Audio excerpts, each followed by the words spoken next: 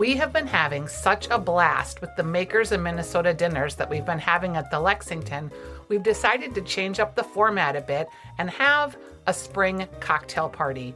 That way, more people will be able to experience all of the great makers that we get to talk to. We're going to be having Prize Brewing, Vicre Distilling, Wild State Cider, Dash Fire, Crooked Water Spirits, Redlocks Whiskey, Lovejoy's Bloody Mary Mix, Denord Craft Spirits, Edina Roastery, J. Carver Distilling, Sweet Haven Tonic, Tattersall, Cherub Shrubs, Muddle and Mint, and Popped Corn, Salad Girl, Patty's Spice Nuts, the Salsa Collaborative, and Tiarina Spices, all there at the Lexington during this cocktail party so that you can taste all of the unique Minnesota-made products that we have to offer. We'll be doing sample sizes of cocktails and sample sizes of canned cocktails, and we've got some great bites for you there. We're going to be at the Lexington. You can get tickets. They're $40 a person, and it's at thelexmn.com to order. And we will have all of the makers with us that night. All of the floors of the Lexington will be open, so you'll be having a multi-dimensional experience at each of the different floors and be moving through the space, trying lots of new makers products and old makers products that you know and love. It's the Makers in Minnesota cocktail party. Hurry and get your tickets, because when they're gone, they're gone. But we anticipate that this is going to be a sellout. We are really looking forward to hosting you. The cocktail party is going to be April 26th. It's a Tuesday night, and we will have doors open at 6 o'clock, and we will host you until 9. It's the Makers in Minnesota Spring Cocktail Party. I'll be there. All of the makers that I've mentioned will be there, and we can't wait to meet you.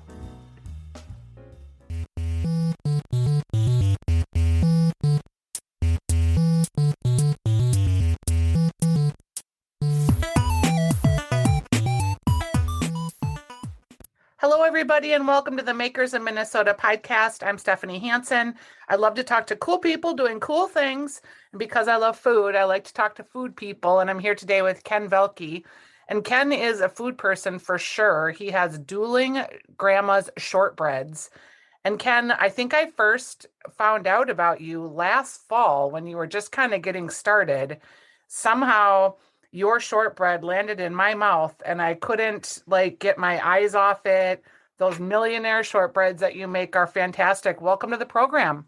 Thank you very much. Glad to be here. Yeah. So give us the story, because I know it's your grandma's story, but I want to know how you get started. Well, I'll kind of go back a little bit from this, a little bit back, but a lifetime ago, I had a little catering business with two college buddies of mine. And that was back when I was in my 20s. And it was a beautiful thing. We started organic. We grew slowly. One thing led to another. We ended up outgrew our facilities, and we needed to get a bigger space. Well, an opportunity came about to buy a restaurant. So we raised some more capital and got the restaurant. Long story short, that was the wrong decision. Oh. It killed the business. The restaurant sucked, was a money pit, sucked everything dry. But we survived for a little bit. The catering business ended up fading away, and the restaurant ended up fading away. And it also faded away the financial opportunities to do this again. Yep. But it was the greatest job I had ever had at that point. And the day I left that job was the day I wanted to do it again. But life moved on, got married, had kids, mortgage, wandered through. But I always, burning inside me, was all I ever wanted to do professionally was have my own little food business. So it kept lingering. And I've had this idea for probably now, 15 years ago is when it first came into fruition in my head. Sure. Been making my grandmother's shortbread forever. It's been in the family forever. And my mother-in-law gave me a recipe for millionaire shortbread. It would have been sacrilegious of me not to use Grandma Mackenzie's shortbread as the base for it. So I started making these, and I'd hand them out to, give them as gifts and bring them to family functions and that type of thing. And they were always well received. And it was like, it's like people would comment, you could sell these things. And it's like, yeah, you could. And so with that, I thought, well, I had Grandma Mackenzie's recipe and I had Grandma McIntyre, my mother-in-law, with her recipe there. And that one day Dueling Grandmas just popped in my head for a name. I liked it. It made me smile. So I presented the name to a few other people. My wife's in the advertising game, and so creative people there, and they loved it. Sure. But I just never did anything with it because I didn't have the opportunity to. Kept waiting for that moment when I can, when finances in the family would be stable and I could go ahead and pursue my dream, because it's all I've ever wanted to do, but it just kept being on the back burner and have to turn it up and then turn it back down. And so in October of 2020, my niece got married, and we're talking before the marriage. And it was actually happened to be one of those like 3-week windows where you could actually get married during the COVID season. Right. The timing was perfect by luck.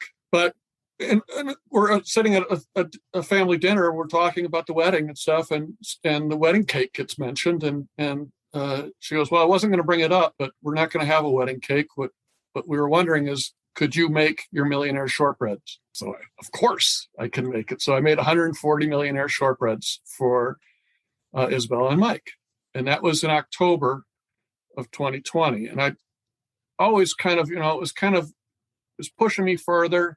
And that was kind of like the kick I needed. And I just said, you know what? The right time is never going to happen. It won't happen. And if I don't do this, I'll literally go to my grave disappointed in myself, because I have to go out and try it. So November 1st, 2020, I was now unemployed and doing grandma's full time. I had no customers, no kitchen, no website, but I knew I had to do it, and I had a passion, and I knew I had a product that would do well. So, and I also knew myself well enough that if I were to sit down and write down everything I needed to take care of, have to do this and all the legal stuff and all this kitchen stuff and all this, it would become overwhelming, and I wouldn't be bogged down by it, and I wouldn't do it. So I just said, just do it. You'll figure it out. And I knew I had to do it at that point in time too, because there is a seasonality with shortbread, and Christmas was right around the corner. And so I wanted to get out. I was toying with the idea of just making gift boxes for friends. And then I said, let's just do it all. And made a couple, called a bunch of people, got a couple corporate orders put together. I had an initial goal that I wanted to hit for that first 2 months, and I hit it. And it's just like, okay, we can create a little business out of this. Let's keep going. Let's figure it out. And I think I think I had your shortbreads on, was it Jason's show? I might have. Yeah. You're a godsend. Well, it sounds like I helped launch you, because you weren't in business very long when that happened. No, it was February 21 when Minnesota Makers did a little segment on the Jason show, and Jason loved them, which is a beautiful thing. And he looked into the camera and told his audience to buy them. And then the next morning, he went on his radio program and opened the radio program with Dueling Grandmas. And in 48 hours, I did more business in 48 hours than I had done the previous 4 months. Oh, that's nice. It blew my doors off, but it was hard, but it was wonderful. But it was also just getting, I just need to get the name out there and get the product out there. Yeah. I love your story, because I knew there's very few people that know they're supposed to do something and just have that burning desire and that just clear path to what they're supposed to do. Most people want to have that and they never get it. So I loved that you went down that road. It didn't work out, but you knew that was a road you needed to keep moving down. I felt like that with, radio and broadcasting, and I just knew I needed to be talking for a living. I just knew it. And I didn't know how or why or when. I just knew it. And I just kept always putting myself in front of those opportunities. It's interesting to hear you talk about, particularly when it pertains to a food business, all the reasons why you shouldn't. Because let's face it, there are a lot of obstacles. Oh yeah, it's not an easy business, and it hasn't been. I'm a year and a half into it now. Uh, there's no way I can say it's been easy, but it's been wonderful. It is the best decision I've ever made. It's the best job I've ever had. Uh, I don't know where the future is going to be, but I know I'm going to be doing it because I'm going to figure it out. And there's just there's too many good things about it that there's no way I can let go now. What do you think has been the biggest obstacle so far? Well, I always kind of knew because I went into this as it's the primary focus is shortbread gift boxes, mail order, shipping. I know the product is a specialty product. It's not like buying an Oreo cookie. It's so the one of the biggest struggles is just simply getting name recognition, getting out there, getting people to know who I am. Once they taste the product, which is the best marketing tool I have, is then they'll order the product. So it's just a long road to hoe, but I'm willing to just keep doing whatever I need to do to get the name out there and get the people to try it. And to my benefit, or to one of the things that's helping me, is that I've put myself in a financial position where I'm the ultimate small business. I'm a one-man operation. I wash the dishes. I do the marketing plans. I do research and development. I do order fulfillment and shipping. I wear every single hat. But I also knew going into it, because when I was playing with the idea of, okay, I have to do something. I don't have the finances to buy a restaurant. I want to be in the food game, but what can I do? And so this concept I knew I could create as a small concept, or at least initially small, and be able to manage it and handle it. And so I've put myself in that position to go. And I'm willing to do it. I mean, there's some long days, and I work harder than some 25-year-olds do, but that's okay, because to me, it's not work. I'm doing what I love. That's not work. That's just waking up and taking care of stuff. That's wonderful. What part of it do you specifically love? Do you love the baking? I love the kitchen. I've always loved the kitchen.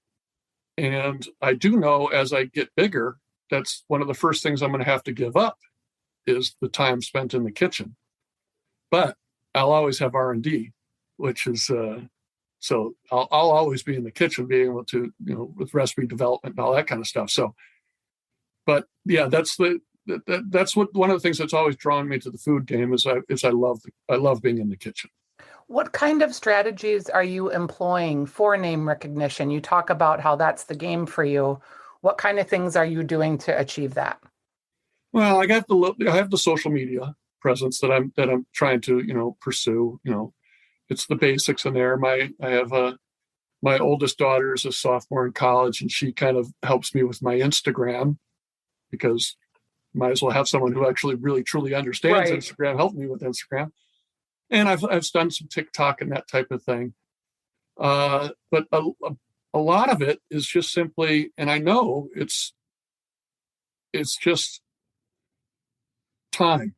I need it's a lot of it's going to be time, because I have to get the product out there. I have to get people to taste it, get people to, and it is. I mean, it's so fulfilling when I know that that someone placed an order who received it as a gift. Yeah, That because means, they come back. Yes. So they never knew about Dueling Grandmas. They received the gift of Dueling Grandmas, and now they're gifting it to someone else. That tells me that I'm doing everything right. Everything's going correctly. Yeah, for sure. I was on your website, and can you describe a millionaire shortbread in case the listener doesn't know? Millionaire Shortbread is a little piece of manna from heaven. It's Grandma Mackenzie's shortbread, which is the base of all of my recipes, topped with homemade caramel. Yes, it's homemade. I've made a lot of batches of caramel. And then topped with chocolate. And it's an absolute decadent, delicious treat. It is like when you hold the cookie, the chocolate's hard on top, so the caramel is sort of pooled in the middle of the cookie, but then you bite into it and you get that layer of the salty shortbread, the caramel, the chocolate, kind of all in that perfect bite. It's Yes. really delicious. Now, is the fact that your cookies are so fresh and basically just butter, sugar, and flour, is that difficult in terms of the packaging and how long they last and that sort of thing? Yeah, and that's part of why I've they freeze beautifully. So that's to I mean, you can I mean they freeze beautifully. So with that regards, they work great with the concept that I'm doing with this, with the shipping and gifting, because they by the time that when they receive the customer receives them, they're going to be in perfect condition. Yep. They're not designed to be shelf stable, as in sell them to the grocery stores and have them sit on the shelf for six Right. months before they sell. And I don't want it to be designed like that either. I want it to be the the way it's supposed to be. When you bite into one of my shortbread cookies, you're biting into shortbread the way shortbread is supposed to taste. When you think about how that's supposed to taste, do you have like a taste memory of being a kid and having one for the first time? No, not per se. I mean, I remember always having it, always loving it, always, Yeah. looking forward to it. And it's always a treat. And it's been fun, like with either just customers or farmers market customers and stuff. And so many people will come by and just go, I love shortbread. And it is a simple thing. In the basic shortbread, there's 4 ingredients: butter, flour, sugar, and then a pinch of salt. Yeah. But if you do not put those 4 ingredients together correctly and then bake them correctly, you don't get the right product out. Right. Right. You mentioned that you just love what you're doing. Are there parts of it that you don't love? Like, is there something you just dread or you get to it last every day? Well, no one likes paperwork. No, they really don't. Or taxes. My Yeah, God. yeah. Just that is the worst. But I kind of break up everything, so my days flow because I don't overwhelm myself with one little task, and I can always go back and take care of something, and I can walk away from something and then come back to it. So Is it hard for you to like take a vacation or what happens when like you're not on? yeah, it's right now it's non-existent. Like my son goes to school out east, and I had going to making the road trip to pick him up and then bring him back home. Just it was 2 days of driving out there. Hello, how you doing? Pick you up, and 2 days driving back because I could not afford to be away. Right. But I knew that going into it. I knew that you're going to have to make some sacrifices. And one of the sacrifices I was going to have to make was I have to work this until I can afford to take a vacation. Right. And but as I said before too, it's to me it's not work. And do you anticipate that the way you'll get there is to like eventually bring on help, or would you consider like going to a co-packer or doing something like that? Yeah, my thought right now is to go the co-packing route. The facility that I'm subleasing my kitchen space from right now, it's Creative Catering by Molly, and she is fabulous. Her facilities are fabulous. She runs a great business. I couldn't ask for a better situation. And I think in many respects, I think it's providential that I ended up there because Yeah. when I got hit with the Jason show, if I was in a different facility, there's no way I would have been able to fulfill what happened with me. But Molly does co-packing as part of her business. And so I've had, tiny conversations. And right now I'm not at a point where it would go that way. But it's nice to know that hopefully as I grow and I get to that point, I know what kind of business she runs, and I would trust her completely with if she wanted to do it, if we came up with an agreement. I'd trust her completely with being able to maintain the integrity of the product. Where's Molly's Kitchen? It's in Little Canada. Okay. When you look around and you see other entrepreneurs, is there anybody out there that inspires you?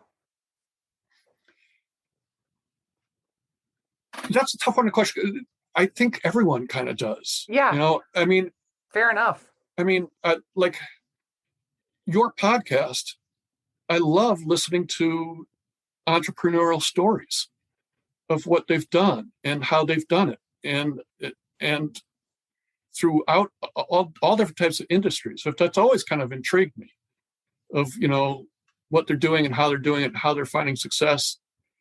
And the key behind all of it is just passion and drive. And I know my product's good. Yeah, I definitely hear that from you. But even though I know it's good, I still, every single batch that I make, I still kind of, there's still a little bit of in me, am I doing this right? And I know I'm doing it right. I've made at this point in time, about 40,000 shortbread cookies. It's, I know what I'm doing, and but yeah. So basically, the stories behind everyone, I find inspirational. Has the increase of inflation, the increase of cost of goods, has that impacted you yet? And how do you account for that? Because it's definitely having an impact right now.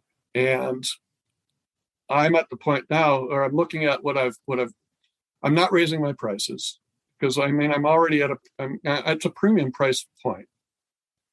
So I'm taking the hit myself right now, but because I'm too new into this, and it's just not, everyone knows prices will increase eventually, but right now I'm just taking the hit. Plus, I also have to know that, butter's gone up at least 50-60% from 8 months ago. And my hope is that things will settle down, and that this isn't the new norm. It probably won't go down to where it was, but I can't foresee that these prices are going to maintain at this level. Now, if they do maintain for another 6 months at this level, then I'll have to readjust. And hopefully, my customers will understand. I think most people understand that. Right. It's not, that I have expenses. Do you do a lot of research and development? And are there new shortbread ideas or flavors? Yeah, I'm constantly having fun little tinkering. I had a couple flavors last summer that I did. I did a strawberry daiquiri and a pina colada. Yum. And yeah, they were both really good. And so I might bring those back again for the summer. I might try something else. I just introduced Wee Bites on my website, which is it's the classic shortbread, but it's a smaller cookie. So it's in a little bag, so you can just grab a bunch. So that's not necessarily a new recipe, et cetera. I have a bunch of other thoughts and recipes that I plan on trying out and doing in the future. And then I also, once things get more established, my intention is to replicate everything with a gluten-free line. Oh, do you feel like you could do that and have it taste as good? I think I could. I haven't played with the gluten-free flours in a while, but a few years back, I was tinkering in the kitchen at home and playing with it, and I made chocolate chip cookies that were gluten-free. That you'd have to be told they were gluten-free to know that they were gluten-free, because and so you can manipulate that flour just right. I haven't done it with the shortbread yet, but I feel confident that I could make that work. If I can't, I won't produce the product, because that's number one. But I'm looking forward to that. That sounds delicious. Yeah, I think that'll be a fun market segment too. That it's small, but there'll be people that'll be interested in that avenue. So besides ordering online, are there markets that you'll be at this summer where people can find you? Yeah, my primary market is the Minneapolis Farmers Market. I was there all last summer, and I'm going to be there all this year. I'll be there coming up right real soon, right around the Yeah. corner. That is probably Saturdays and Sundays. Not there every Saturday, every Sunday, but I'll be there pretty much there every weekend. There's other markets that I do periodically, looking into different things. I've developed a little relationship with Seven Vines Vineyard in Delwood. They use my Grandma Mackenzie's shortbread in one of their tasting pairings, and they have a little market there too. Mm-hmm. So I am pursuing and looking at various different markets. And then I'm also trying to, now as hopefully COVID starts to settle down a little bit here and life becomes a little bit more back to normal, is a little bit more of that corporate market where, because I remember in our old catering business, we did a lot of, afternoon business meetings, which Right. bringing cookies and such too. Get a little bit of that market. Plus, I'm also looking into more of like the customer appreciation aspect of it. Yeah. I've talked to a couple different companies with regards to, making like a smaller gift pack, like 3 shortbreads, and Yep. sending them out to their clients as a thank you, or hello. I've talked to a couple different realtors with regards to that.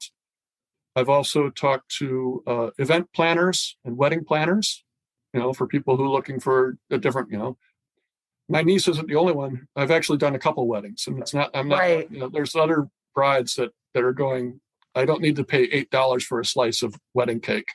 Let's give my guests something else. Something delicious. Yeah, I love it. Well, Ken, it's been fun to talk to you. I'm happy that I had a small hand in helping Thank move you. your needle, because it makes me happy as an entrepreneur when I would get a big order from somebody. It would be so thrilling. So Yes. I'm glad that worked out, and I look forward to running into you this summer. Yeah, wonderful. I really Okay. appreciate it. Thank you very much. Thanks, Ken. We'll talk soon, and you can get the shortbread cookies at duelinggrandmashortbread.com. And you really should. Duelinggrandmas.com. Yeah, they're fantastic. You should just run to place your order. Don't walk because they're that good. All right. We'll talk to you soon, Ken. Thank Bye-bye. you.